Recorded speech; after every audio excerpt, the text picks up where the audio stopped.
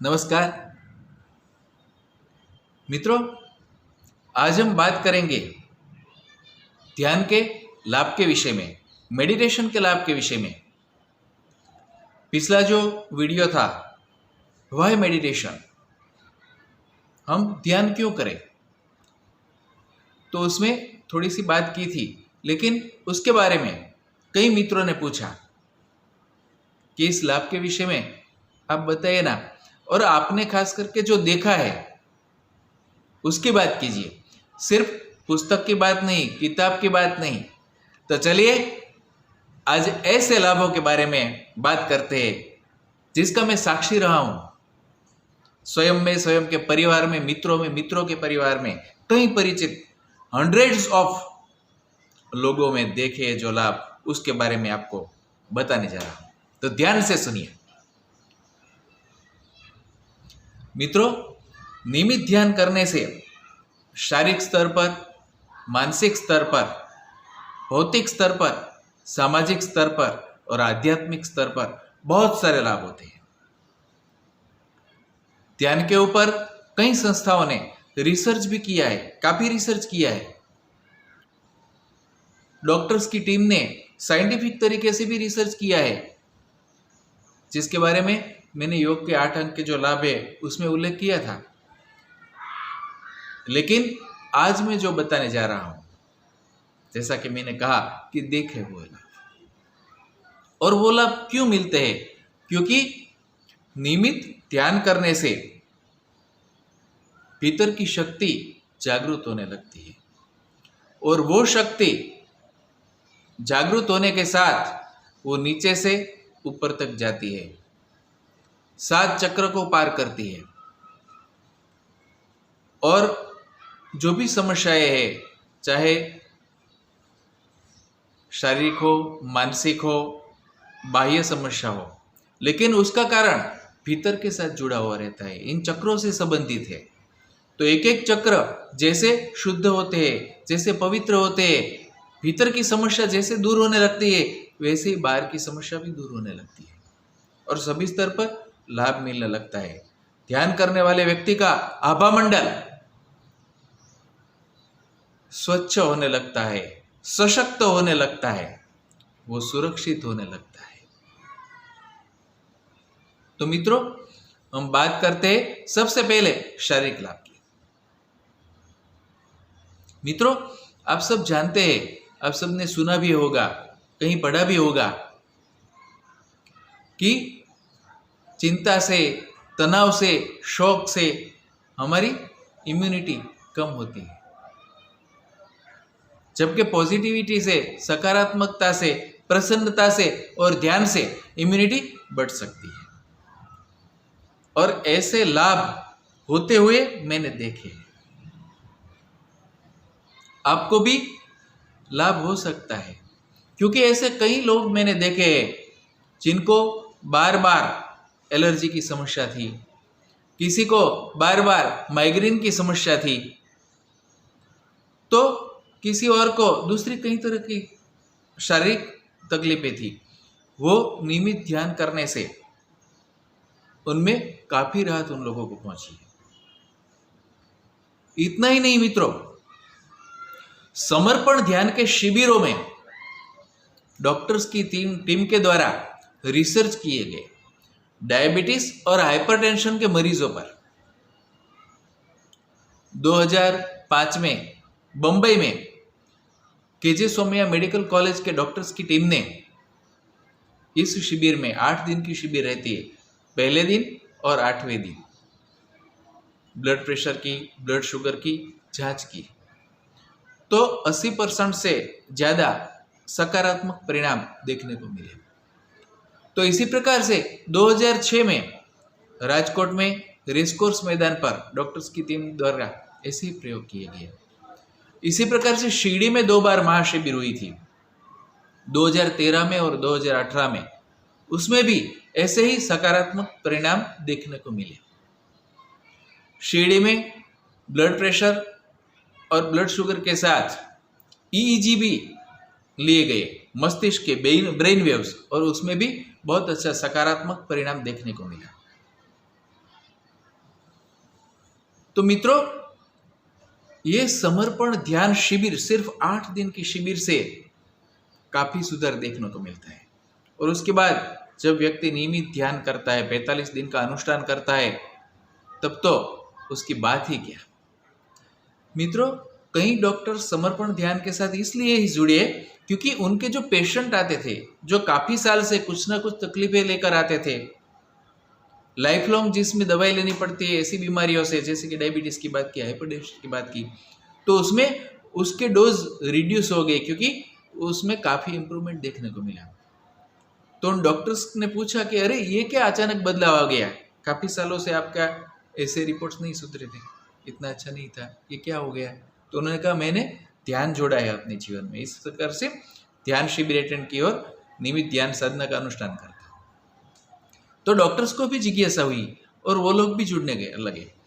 इसी तरह से 2014 में डॉक्टर ईयर के रूप में घोषित किया गया था और डॉक्टर्स के लिए शिविरें ली गई थी।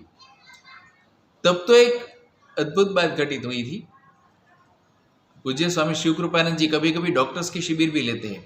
तो एक बार एक शिविर में उन्होंने बताया, सब डॉक्टर्स ही उपस्थित थे, उस डॉक्टर को हाइपरटेंशन है, उस डॉक्टर को डायबिटीज है, उस डॉक्टर को किडनी की प्रॉब्लम है, उस डॉक्टर को रेस्पिरेटरी प्रॉब्लम है। तो डॉक्टर्स आश्चर्यचकित हो गए कि आप ये कैसे कह सकते हैं, जबकि हम तो पेशेंट कंप्लेन करते हैं, उसके बाद रिपोर्ट्स उनके निकलवाते, इन्वेस्टिगेशन करते और जांच के बाद जान सकते हैं। तो आपने तो टच भी नहीं किया, आपने पूछा भी नहीं। तो स्वामी जी ने कहा कि नहीं, देखिए शरीर पर बीमारी आने से पहले वो सूक्ष्म शरीर पर आती है, उसके एनर्जी बॉडी पर आता है और उसके बाद शरीर पर व्यक्त होती है। तो सूक्ष्म शरीर को तो दूर से देख सकते हैं, नियमित ध्यान साधना से वो दृष्टि उत्पन्न होती है, तो वो देखा जा सकता है। तो इस तरह से कई बातें हैं मित्रों, और ऐसे कई लोग मैंने देखे जिनको शारीरिक बीमारियों से राहत मिली हो। तो आपको भी नियमित ध्यान से लाभ मिल सकता है। दूसरी बात है मानसिक स्तर पे, तो जैसे बात कही, स्ट्रेस के लिए बेस्ट रेमेडी है वो ध्यान है। एंजाइटी के लिए बेस्ट रेमेडी ध्यान है। तो स्ट्रेस और एंजाइटी के कारण जो साइकोसोमेटिक डिसऑर्डर्स होते हैं, जो शरीर पर बीमारियां उत्पन्न होती है, उसमें तो लाभ करते हैं, लेकिन मन को सीधा तनाव मुक्त करता है, मन शांत होता है, मन एकाग्र होने में मदद मिलती है, हमारी ब्रेन की तरंगे अच्छी होने लगती है, अल्फा वेव्स उत्पन्न होने लगती है, मन एकाग्र और शांत होने लगता है, स्मरण शक्ति बढ़ती है, धारण शक्ति बढ़ती है, ग्रास्पिंग बढ़ता है। इसीलिए विद्यार्थियों को भी ये उपयोगी है। काफी शालाओं में, स्कूलों में, विद्यालयों में, कॉलेजों में भी शिविरों का आयोजन किया गया और जहां जहां विद्यार्थियों ने लाभ लिया वहां का रिजल्ट में काफी इंप्रूवमेंट देखने को मिला। और जो विद्यार्थी नियमित ध्यान करने लगे उनमें काफी सुधार मिला, उनके रिजल्ट्स में काफी सुधार मिला। ध्यान करने से हमारे भीतर जो सद्गुण है वो बढ़ने लगते हैं, वृद्धिगत होने लगते हैं, और जो भी नकारात्मक है वो दूर होने लगते हैं। नकारात्मकता दूर होने लगती है, नेगेटिविटी दूर होने लगती है, सकारात्मकता बढ़ने लगती है, एक संतोष उत्पन्न होता है, एक शांति उत्पन्न होती है, एक प्रकार का सुख, एक प्रकार की हैप्पीनेस का फीलिंग आता है। हम कहते हैं ना, देवासुर संपद विभाग भगवत गीता में बात की है ना, तो आसुरी गुण है ना वो कम होते जा रहे हैं और देवी गुण जो है वो प्रकट होने लगता है, यानी नेगेटिविटी दूर होती है, पॉजिटिविटी बढ़ती है। कई लोगों के व्यसन दूर होने लगे। मित्रों, मुझे याद है मेरा एक मित्र जो काफी साल से तंबाकू, गुटखा उसका सेवन करता था, उसे पता था कि ये अच्छा नहीं है, तो छोड़ने के लिए उसने कई बार संकल्प किए, लेकिन संकल्प टूट जाते थे। लेकिन जब उसने ध्यान की शिविर अटेंड की तो भीतर से जो उसकी तलब लगती थी, जो डिजायर होती थी, वो ही चली गई। और आज मैंने देखा पिछले 21 सालों से उन्होंने कुछ तम्बाकू गुटखा कुछ भी सेवन नहीं किया, लेकिन इससे पहले 15-20 साल से वो लेते थे। तो ये है मित्रों, इतना ही क्या, काफी लोगों की शराब भी छूट गई। पूज्य स्वामी जी भी शिविर में वो अच्छी तरह से समझाते हैं, उसका कारण भी समझाते हैं काफी डिटेल में, लेकिन यहाँ सिर्फ मैं उल्लेख करता हूँ। लेकिन इससे आगे की बात करूं क्या? ध्यान करने से हमारी चित्त शक्ति सशक्त हो जाती है। हम जो संकल्प करते हैं वो फलीभूत होने लगता है। शब्दों में और वाणी में वो ताकत आ जाती है। जैसे कहते हैं ना कि जो ऋषि थे, मुनि थे, योगी थे, उनके आशीर्वाद भी फलीभूत होते थे, उनके श्राप भी फलीभूत होते थे। तो ध्यान करने वाले की चित्त शक्ति स्ट्रांग हो जाती है। मित्रों, इसी से रिलेटेड है कि एक व्यक्ति का तंबाकू और गुटखा छूट गया, तो उसे लगा कि वो दूर के टाउन में मेरे भाई को भी व्यसन है, उसको भी छूट जाना चाहिए, तो उसको छूट गया। उसकी जो भीतर से डिजायर थी समाप्त हो गई। तो उसने उसकी अनुभूति हमें बताई। तो मेरी पत्नी को लगा कि हाँ, उसका एक रिश्तेदार है, एक भाई है, उसको भी ऐसे तंबाकू गुटखा का व्यसन था। तो उन्होंने प्रेयर की कि उसका ये व्यसन दूर हो तो कितना अच्छा। तो सिर्फ संकल्प ही किया था ध्यान के बाद, ये बात याद आई। तो 2-3 महीने बाद उनकी भाभी से बात हुई, तो उसने कहा कि भाभी, वो भाई को बोलो ना, वो तंबाकू गुटखा सेहत के लिए अच्छा नहीं है, वो छोड़ दे। तो उन्होंने कहा, अरे मैं कहना भूल गई, उसने तो 2-3 महीने से छोड़ दिया है। अचानक ही एक दिन उसे ऐसा लगा कि नहीं लेना है, इच्छा ही नहीं हो रही। तो आपकी चित्त शक्ति स्ट्रांग हो जाती है। दूसरों का कल्याण हो सकता है आपके संकल्प से, आपकी प्रार्थना मात्र से। तो अद्भुत लाभ होते हैं। इसी प्रकार से आपके भीतर प्रेम भाव बढ़ता है, एक वसुधैव कुटुंबकम की भावना उत्पन्न होने लगती है, प्राणी मात्र के प्रति प्रेम, क्योंकि सबके भीतर एक आत्मा है, एक आत्मीयता का निर्माण होने लगता है। तो दूसरों के साथ आपसी संबंध अच्छे होने लगते हैं, सामाजिक संबंध में सुधार होता है। दूसरा, इसका लाभ आपको आपके भौतिक जीवन में भी मिलता है। आपका व्यक्तित्व संतुलित हो जाता है ध्यान करने से, सभी चक्र पवित्र हो जाते हैं, आभामंडल सशक्त हो जाते हैं, आप बैलेंस हो जाते हैं। दूसरा, विचारों में जो आपकी ऊर्जा व्यर्थ हो जाती थी, जो वेस्ट होती थी, वो संग्रहित होती है, एकत्र होती है। तो एक संतुलित व्यक्ति अपनी समग्र ऊर्जा के साथ जब कोई कार्य करता है तो उसमें सफलता अवश्य मिलती है, क्योंकि लोग अपनी ऊर्जा या तो भूतकाल के विचारों में खर्च करते हैं या भविष्य की कल्पना में करते हैं। लेकिन अगर वर्तमान में रहकर कार्य करें तो संपूर्ण ऊर्जा के साथ वो सफल होगा। एक छोटा सा उदाहरण देता हूँ।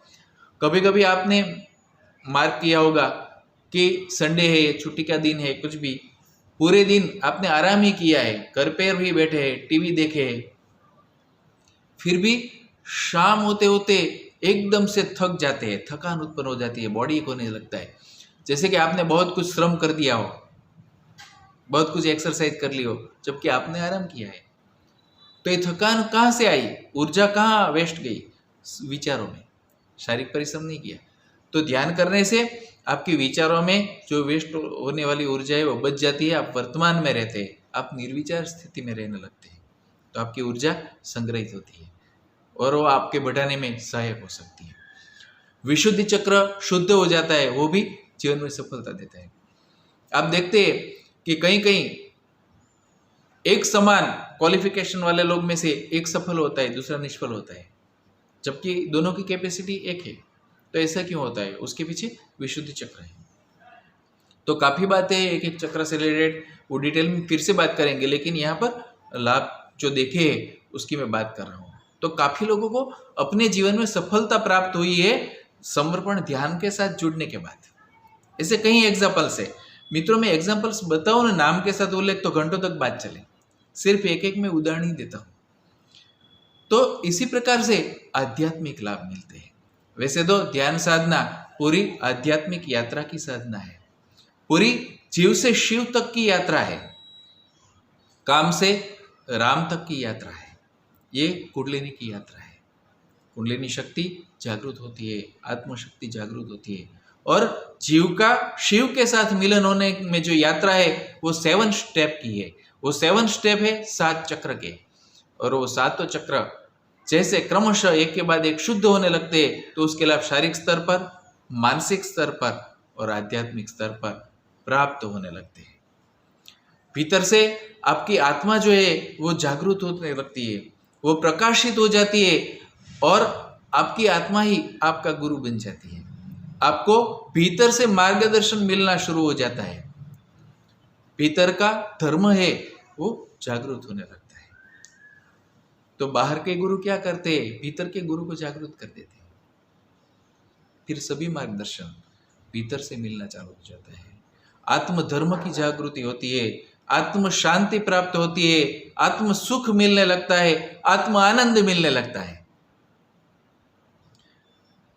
फिर पाने के लिए कुछ भी बाकी नहीं रह जाता, क्योंकि आत्म साक्षात्कार हो गया है, परमात्मा का साक्षात्कार होने लगा है। आपके सानिध्य में आने मात्र से दूसरों को उसका लाभ मिलता है, क्योंकि आपका जो ऑरा फील्ड है वो सशक्त हो गया है, वो विकसित हो गया है। आपके ऑरा फील्ड में आने वाले लोग भी आपके सानिध्य में आत्म शांति प्राप्त करने लगेंगे, उसको आपके वाइब्रेशंस मिलेंगे, उसको एक आत्म सुख की अनुभूति होगी, आत्म आनंद की अनुभूति होगी। इतना ही नहीं, उसकी भी सकारात्मकता बढ़ जाएगी। स्वामी जी बहुत अच्छी तरह से उदाहरण देते हैं कि सकारात्मक शक्ति की सामूहिकता में जब जाते हैं तब तो सृजनात्मकता बढ़ जाती है। कई लोगों के जो अधूरे कार्य, अधूरे प्रोजेक्ट जो पूर्ण नहीं हो रहे थे, सिर्फ सकारात्मक सामूहिकता के सानिध्य में आने के बाद वो सृजनात्मक शक्ति आ जाती है और अधूरे कार्य पूर्ण भी हो जाते हैं। तो ऐसे आपकी सृजनात्मक शक्ति बढ़ जाएगी कि आपके सानिध्य में आने वाले भी लोग कल्याणकारी बन जाएंगे, उनके भी सानिध्य में आने वाले लोग का कल्याण होने लगेगा। तो पूरी ये आध्यात्मिक यात्रा है। तो आध्यात्मिक प्रगति के साथ शारीरिक, मानसिक, भौतिक और सामाजिक लाभ तो वो उसके साइड बेनिफिट्स है, मुख्य तो आध्यात्मिक यात्रा है। तो आप सब लोग आध्यात्मिक प्रगति करें ध्यान करते हुए, और साथ में शारीरिक, मानसिक, भौतिक, आध्यात्मिक सब प्रकार के लाभ प्राप्त करें, ऐसी शुभकामना के साथ नमस्कार। जरूर से आप समर्पण ध्यान पद्धति ट्राई कीजिए। जय वसंत।